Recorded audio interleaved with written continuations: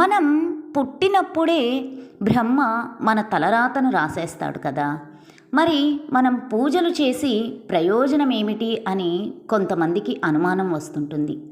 కానీ బ్రహ్మ, నేను రాసే రాతను నేను కూడా మార్చలేను, కానీ మీరు మీ ఉపాసనలతోటి మార్చుకోగలరు.